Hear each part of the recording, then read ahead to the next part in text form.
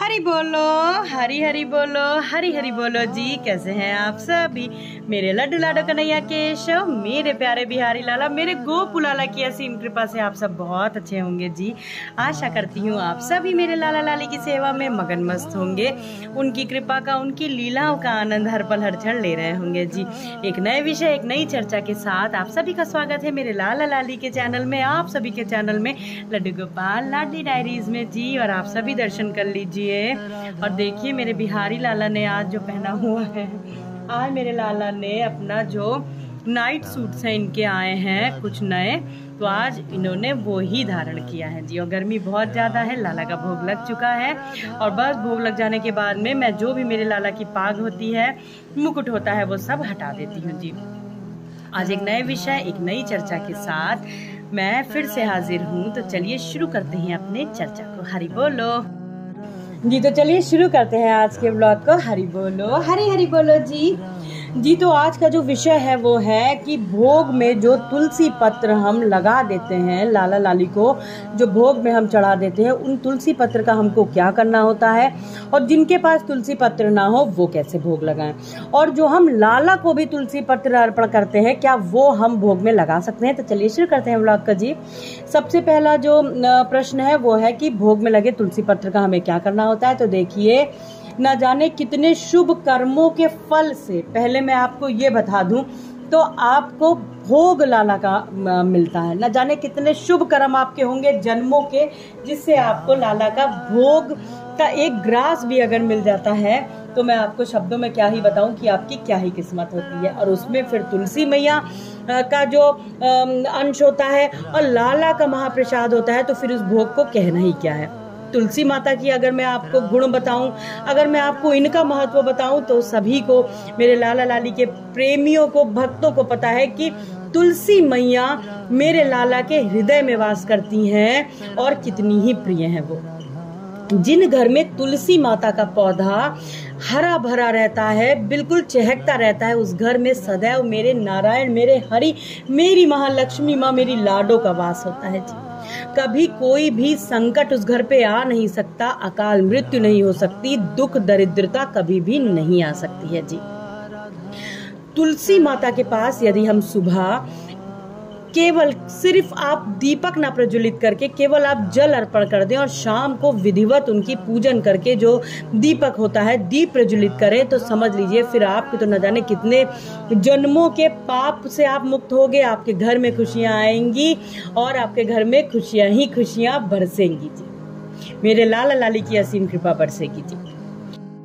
तो जो लाला लाली के भोग में तुलसी पत्र आपने डाल के लाला को भोग लगाया होता है, वो जो तुलसी पत्र होता है, आप उसको जैसे प्रसाद लाला लाली का आप ग्रहण करते हो, महाप्रसाद होता है, वैसे ही आपको तुलसी पत्र को भी ग्रहण करना है। लेकिन बस याद रहे कि किन अवस्था में नहीं करना है। प्याज लहसुन के साथ तो कभी आपको भोग भी नहीं, मैं हमेशा बताती हूँ, प्याज लहसुन के साथ में मिला के कभी भी भोग मत खाइए। ऐसा ना करिए कि आपने प्याज लहसुन की सब्जी भी रख ली और भोग भी ले लिया तो अब मिक्स करके खा रहे हो, महापाप। ऐसा मत करिएगा। तुलसी पत्र को आप पहले खा लीजिए, लेकिन उसको आपको चबा के नहीं खाना होता है। आपको केवल उसको जो तुलसी पत्र है हाथ जोड़ के आपको ऐसे ही उनको निगल लेना होता है पानी के साथ में जी। और प्याज लहसुन के साथ में कभी भी मत खाइए, पहले ही आप तुलसी पत्र खा लीजिए या आप रख लीजिए। जब आपको लगता है आप बिल्कुल शुद्ध हो गए हो, आप तब उसको जो पानी के साथ में आप उसको निगल दीजिए, ठीक है। फिर बात आती है कि भोग में जैसे आपके पास यदि तुलसी पत्र ना हो, घर में तुलसी माता का पौधा जो है वो आपके नहीं रुक रहा है, नहीं टिक रहा है, इस पे भी वीडियो है आप देख सकते हो, और नहीं टिक रहा है तो कैसे भोग लगाएं। तो देखिए, सदैव मेरे लाला के पास में तुलसी का ये जो माला है ये सदैव मैं रखती हूँ।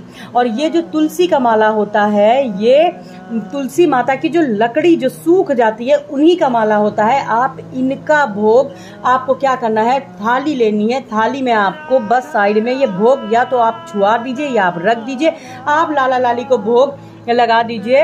आपका जो भोग है लाला लाली, समझ लीजिए आपने तुलसी पत्र ही डाल दिया जी।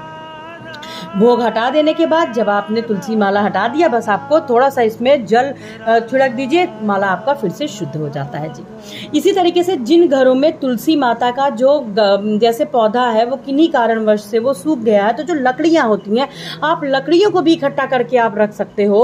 और जब तुलसी पत्र ना हो तो आप एक लकड़ी भी अगर आप किसी भी चीज में, आप छोटी कटोरी में या किसी चीज में भोग के साथ रख दोगे तो वो भी तुलसी पत्र के ही बराबर होता है। तो आप सोचिए लाला लाल तुलसी पत्र का कितना ही महत्व होता है जी। तो यदि आपके पास नहीं है तुलसी पत्र तो आप इस तरीके से भोग लगा सकते हो। और देखिए सुबह जो आप लाला को तुलसी पत्र चढ़ाते हो, जो अर्पण करते हो, आप वो भी लाला को कभी भी तुलसी का पत्ता, कभी भी तुलसी पत्र अशुद्ध नहीं होता है, बासी नहीं होता है, झूठा नहीं होता है जी। ठीक है, अगर आपने लाला के पास में आपने तुलसी पत्र चढ़ाया, अब वही तुलसी पत्र ले सकते हो और उसी को आप भोग में लगा करके आप लाला को अर्पण कर सकते हो। और फिर यदि आपने चावल के ऊपर लगाया है या सूखा आपने प्लेट के ऊपर रखा, फिर से उसको उठा के साइड में रख के स्वच्छता का बहुत ख्याल रखना है। देखिए फिर से आप दूसरे भोग में भी हल्का सा जल आप चाहें तो उसमें छिड़क के आप उसको भोग लगा सकते हो, ठीक है। लेकिन जैसे दूध का है और पानी में जो तुलसी पत्र है, आप उसको जैसे मैं नहीं लगाती हूँ, लेकिन मैं एक बार में क्या करती हूँ कि मैं पूरी लाला के पास में इस तरीके से मंजरी और पूरी तुलसी पत्र को साथ में रखती हूँ, तो मैं उसी में से तोड़ तोड़ के लगाती रहती हूँ भोग, और पानी के साथ में ग्रहण करती हूँ। ध्यान रहे अशुद्धता का बिल्कुल भी मत करिएगा, और कृपया करके प्याज लहसुन के साथ में या कोई भी तामसिक भोजन के साथ में आपको लाला का भोग और तुलसी पत्र ग्रहण नहीं करना है। जी आशा करती हूँ आप सभी को अपने प्रश्नों के उत्तर अवश्य मिले होंगे। और एक प्रश्न और है कि लोग कहते हैं कि जिन तुलसी माता की हम पूजा करते हैं, जल चढ़ाते हैं, क्या हम उन तुलसी जी को ही तोड़ के भोग में लगा सकते हैं? तो देखिए पहली चीज, लाला के भोग के लिए आप तुलसी माता से हाथ जोड़ के पहले ही आज्ञा लेंगी कि हाँ मुझे आज्ञा दे माँ कि मैं मेरे लाला लाली के भोग के लिए आपके जो तुलसी पत्र है आपको मैं उनके भोग के लिए इस तरीके से तोड़ रही हूँ। कभी भी नाखून से नहीं तोड़ा जाता है, हाथ से तोड़ा जाता है। मैं पहले भी बता सकती हूँ, आप एक पौधे से भी ले सकते हैं, लेकिन बहुत सारे लोग कहते हैं कि जिन आप तुलसी माता की जो गमले में आप पूजन करते हो उनसे ना ले, तो आप एक दूसरा जो तुलसी माँ का पौधा है वो लगा सकते हो, आप उससे भोग के लिए ले सकते हो। और जैसे देखिए आपने सबने श्रृंगार किया हुआ है, तुलसी माता का सिंदूर लगाया हुआ है, उनको लहंगा पहनाया हुआ, तो आप वो जो जिन तुलसी माता की पूजा करते हो, जिनमें आप दीपक प्रज्वलित करते हो, दीपक आपको सभी तुलसी माता के सामने प्रज्वलित करना होता है, सभी को आप एक साथ रख करके पूजन करिए। लेकिन अगर आप चाहें तो आप गमला जो है वो दूसरा कर सकते हो जी। तो आशा करती हूँ आप सभी को अपने प्रश्नों के उत्तर अवश्य मिले होंगे। आज के लिए बस इतना ही, मिलते हैं अपने दूसरे ब्लॉग में बहुत जल्दी। और देखिए मेरे लाला लाली का भोग लग चुका है, अब मैं इनकी जो पाग है वो सब हटा दूंगी, क्योंकि गर्मी बहुत ज्यादा है। लाला लाली का बहुत ख्याल रखिएगा। जहाँ पे भी लाला लाली विराजमान है आपके यहाँ पे, वहाँ पे जरूर पंखा चलाइए, कूलर चलाइए, क्योंकि गर्मी मेरे लाला लाली को बहुत लगती है। क्योंकि लाला लाली बहुत छोटे हैं और ये पूरे घर में डोलते हैं, पूरे घर में खेलते हैं। तो इस तरीके से मैं पगड़ी हटा देती हूँ और अब मेरे लाला लाली करेंगे विश्राम। तो जी चलिए मिलते हैं हम आपसे अपने दूसरे ब्लॉग में। आज के लिए बस इतना ही। हरि बोलो, हरि हरि बोलो जी। आशा करती हूँ आप सभी के प्रश्नों के उत्तर आपको अवश्य मिले होंगे। मेरा वीडियो यदि आपको अच्छा लगा हो तो लाइक कर दीजिएगा, चैनल को सब्सक्राइब कर दीजिएगा, बेल आइकन जरूर प्रेस कर दीजिएगा, जिससे आने वाली मेरे लाला लाली की वीडियोस की नोटिफिकेशन आप तक तुरंत पहुंच जाए, जल्दी पहुंच जाए जी। आज के लिए बस इतना ही। हरि बोलो, हरि हरि बोलो।